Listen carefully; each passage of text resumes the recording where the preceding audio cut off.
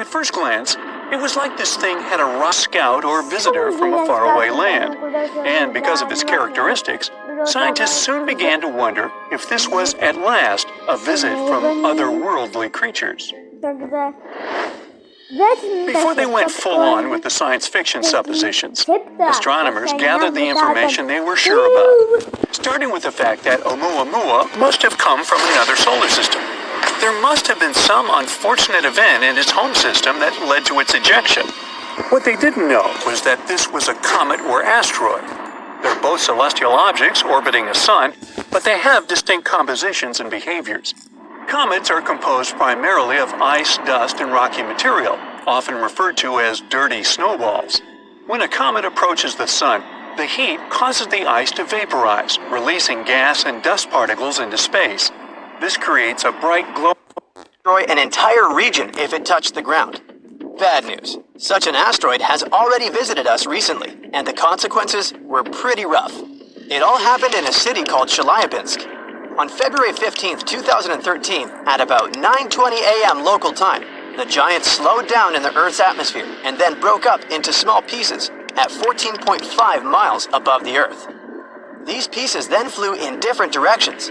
It shattered the windows all over the city and damaged many buildings, including people's houses, schools, and others.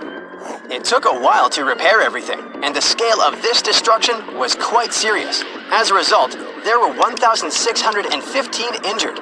But, fortunately, no casualties. At least we're safe for the time being. The next such asteroid may come to us only in the 2070s or 80s, and no one knows where exactly it wants to land. Now let's move on. 300 feet. This is the height of the Statue of Liberty together with the pedestal. Such a giant can be seen every 4,500 years, and this is the first asteroid on our list that may literally crash into Earth. The consequences are disastrous. Not only may it demolish an entire city, but it can also set fire to neighboring areas. Well, some people even witnessed such a meteorite land on our planet. The notorious Tunguska meteorite is the biggest asteroid disaster that people have ever seen. It all happened on June 30th, 1908 in eastern Siberia. The meteorite was bright, like a second sun, and people felt the heat wave when it just approached the Earth. It exploded near the river. Fortunately, the whole area was surrounded by taiga, and there were no big cities nearby. But even there, it immediately destroyed a lot of trees. Serious forest fires broke out. The sound of the explosion was heard by people hundreds of miles around. At tens of miles around, all the houses' windows broke. The magnetic storm that resulted from this collision lasted 5 hours. The consequences were truly disastrous, but perhaps this is not the worst thing that awaits humankind.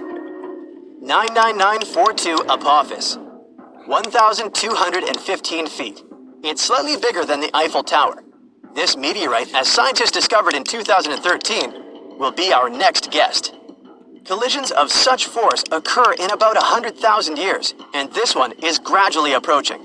The force of such an explosion is equal to the force of the catastrophic eruption of the Krakatoa volcano in 1883. This eruption is considered one of the most destructive in history. It caused a terrible tsunami. 165 cities and settlements were completely destroyed, and another 132 were seriously damaged. People all around the globe could feel the consequences of this eruption, at least to some degree. Such an asteroid could leave a 3.5-mile crater, and this is one we'll face in the distant future. But calm down, no need to panic yet. By 2070, the meteorite will be almost 174 million miles away from us. It still has a very long journey ahead of it, so we're safe for at least 100 years, or even more. Besides, our planet has survived something even worse. 3,280 feet.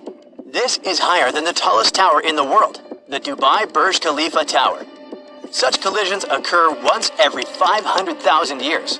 We're not sure when such a collision occurred the last time. 70% of our planet is covered with water. If such meteorites fell into the ocean, it would be extremely difficult to find their traces. But we can assume the possible consequences. The wave would have swept across the entire hemisphere. The crater would be about 9 miles in diameter, and that